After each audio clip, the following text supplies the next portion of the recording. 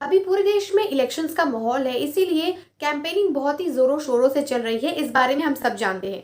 इसी बीच एक खबर आती है कि कमलनाथ जी को इलेक्शन कमीशन ने स्टार कैंपेनिंग करने से मना कर दिया है। दरअसल दोस्तों, मध्य प्रदेश के बाईपोल सेक्शन में कमलनाथ जी कांग्रेस की तरफ से स्टार कैंपेनिंग कर रहे थे, क्योंकि कमलनाथ जी एक बहुत ही फेमस पॉलिटिशियन है और अचानक से इलेक्शन कमीशन ने उन्हें कैंपेनिंग करने से मना कर दिया। दरअसल दोस्तों, इलेक्शन कमीशन का कहना था कि कमलनाथ जी ने रिपीटेडली एमसीसी के रूल्स का उल्लंघन किया है। अब उसके बाद कमलनाथ जी सुप्रीम कोर्ट का दरवाजा खटखटाते हैं और उसके बाद सुप्रीम कोर्ट की तरफ से क्या डिसीजन आया वो हम आपको वीडियो के आखिरी में बताएंगे।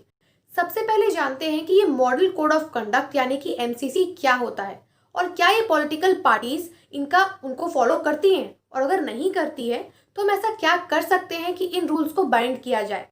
नमस्कार दोस्तों, सोशल पॉइंट पे आपका स्वागत है। अगर आप चैनल पे नए हैं तो चैनल को सब्सक्राइब करना बिल्कुल भी ना भूलें। चलिए शुरू करते हैं। देश के नागरिक होने के नाते हमें पता होना चाहिए कि मॉडल कोड ऑफ कंडक्ट आखिरकार होता क्या है। ये हमारे देश के इलेक्शन कमीशन के द्वारा दी गई एक सेट ऑफ गाइडलाइंस और इंस्ट्रक्शंस है दोस्तों, जो कि पॉलिटिकल पार्टीज को फॉलो करनी चाहिए। जब भी इलेक्शंस के टाइम पे कोई भी कैंपेनिंग वो कर रहे हैं, कोई जनरल मीटिंग्स हो रही हैं, उस समय उन इंस्ट्रक्शंस का उन्हें फॉलो करना चाहिए। दूसरी बात दोस्तों, जब भी इलेक्शंस होते हैं तब तक model code of conduct effective रहता है। ऐसे में ये जानना बहुत ही इंटरेस्टिंग हो जाता है कि क्या सचमुच पॉलिटिकल पार्टीज इन इंस्ट्रक्शंस को फॉलो करती हैं या सिर्फ एक ढकोसला है। दोस्तों, अगर मॉडल कोड ऑफ कंडक्ट के इतिहास के बारे में जाने तो मॉडल कोड ऑफ कंडक्ट को सबसे पहले केरला स्टेट इलेक्शन में 1960s में इंट्रोड्यूस किया गया था। तब तक वो उतना फेमस नहीं था, लेकिन 1962 से इसे लगभग हर जगह यूज किया जाने लगा। यूज करने से मेरा मतलब है कि इसके गाइडलाइंस को, इसके इंस्ट्रक्शंस को पॉलिटिकल पार्टीज के द्वारा फॉलो किया गया।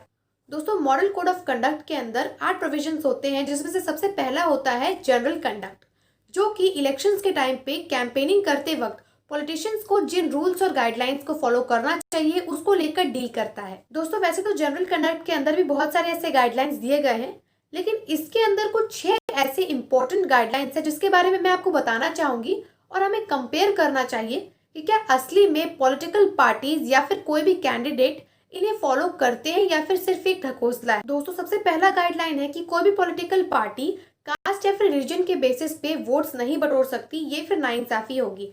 इसीलिए कैंपेनिंग करते वक्त कोई भी कैंडिडेट या फिर कोई भी पार्टी किसी भी मंदिर, मस्जिद, चर्च का इस्तेमाल नहीं कर सकती। ये फिर एमसीसी के रूल का उल्लंघन होगा। दूसरा है दोस्तों कि इलेक्शन से एक दिन पहले कोई भी कैंडिडेट किसी को भी अल्कोहल सर्व नहीं कर सकता, अपने घर पे कोई अल्कोहल पार्टी नहीं रख सकता। ये फिर एमसीसी के रूल के तहत गलत होगा। आपको कमेंट पे बताना है कि क्या आपने कभी ऐसा होते हुए देखा है। अगर देखा है तो हमें कमेंट करके जरूर बताएं। तीसरा प्रोविजन है कि कैंपेनिंग करते वक्त कोई भी पॉलिटिशियन अपने अपोजिशन पार्टी की आलोचना कर सकता है, लेकिन सिर्फ और सिर्फ उसके पास्ट के रिकॉर्ड को देखते हुए, उसके काम को देखते हुए, उसकी पॉलिसीज और स्कीम्स को लेकर। लेकिन वो उसके पर्सनल लाइफ या फिर उनकी फैमिली को क्रिटिसाइज नहीं कर सकता। और दोस्तों, मॉरली भी देखा जाए तो ये फिर गलत होगा, क्योंकि किसी की भी पर्सनल लाइफ की आलोचना या फिर उनके लाइफ में कमेंट पास करना वो भी पब्लिकली बहुत गलत है।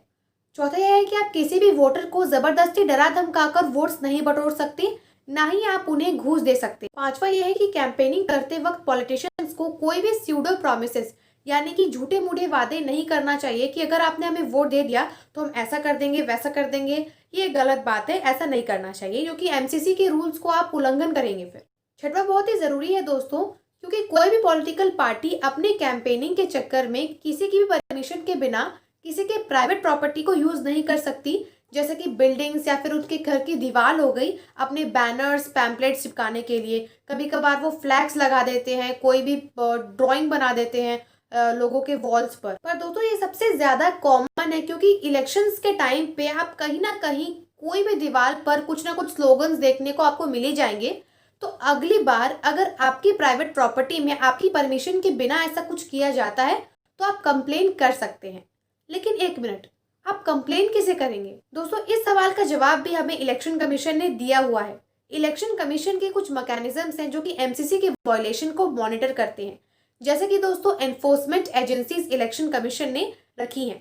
उसके बाद फ्लाइंग स्क्वाड्स हो गए, या फिर एक मोबाइल एप्लीकेशन है CVIGIL app, C vigil app, जिसमें आप कंप्लेन कर सकते हैं अगर आप अपने आसपास में इन किसी भी गाइडलाइंस को उल्लंघन होते देखते हैं तो।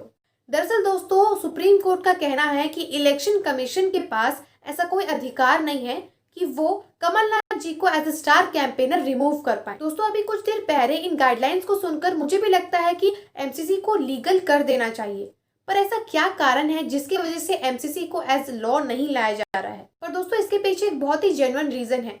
दरअसल इलेक्शन कमीशन का काम होता है कि वो 45 डेज के अंदर अच्छे से इलेक्शंस को निपटा दे। लेकिन अगर एमसीसी को लीगल कर दिया जाएगा तो जब तक कोर्ट के डिसीजंस आएंगे तब तक बहुत समय निकल जाएगा, जिसकी वजह से हमारे इलेक्शंस लेट हो जाएंगे और हमारे देश की डेमोक्रेसी को बहुत असर पड़ेगा। दोस्तों, प्रॉब्लम यह है कि एमसीसी की गाइडलाइंस तो काफ़ी अच्छे हैं, लेकिन क्योंकि ये लीगली बाइंडिंग नहीं है, इसकी वजह से बहुत से पॉलिटिकल पार्टीज इसे काफ़ी हल्के में ले लेते हैं।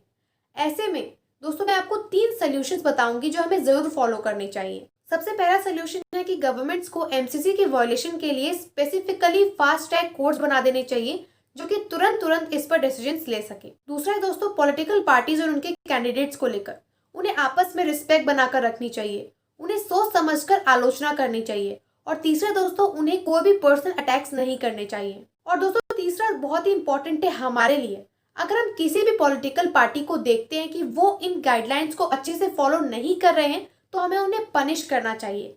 कैसे पनिश करना चाहिए? उन्हें वोट ना देकर। ये उनके लिए सबसे बड़ी पनिशमेंट होगी और इसको देखकर उनके दिमाग में के अंदर भी एक इनसिक्योरिटी आएगी और वे एमसीसी की गाइडलाइंस को अच्छे से फॉलो करेंगे। दोस्तों, model code of conduct election commission के द्वारा बहुत ही अच्छे गाइडलाइंस हैं जिसके बारे में हमें पता होना चाहिए। इसलिए इस वीडियो को जितना हो सके उतना शेयर करिए ताकि सभी को एमसीसी के बारे में अच्छे से जानकारी हो सके, ताकि वो फ्यूचर में कभी भी वोट करें तो इस चीज का ख्याल रखते हुए करें कि वो जिस पॉलिटिकल पार्टी को वोट करने जा रहे हैं वो इन चीज को फॉलो करते भी है कि नहीं। दोस्तों, वीडियो की शुरुआत में मैंने एक वर्ड कहा था, स्टार कैंपेनर। बहुत से ऐसे बॉलीवुड एक्टर्स भी हैं जो कि पॉलिटिकल पार्टीज के लिए कैंपेनिंग करते हैं, जैसे कि हेमा मालिनी जी, सनी देओल जी। आपको ऐसे कुछ और बॉलीवुड एक्टर्स के नाम बताने हैं जिन्हें आपने पॉलिटिकल पार्टीज के लिए कैंपेनिंग करते देखा है। दोस्तों, अगर आपको वीडियो पसंद आई हो तो वीडियो को लाइक करना बिल्कुल भी ना भूलें और साथ ही साथ हमारे चैनल को सब्सक्राइब करें और बेल आइकन को भी क्लिक करें। Thank you so much for watching.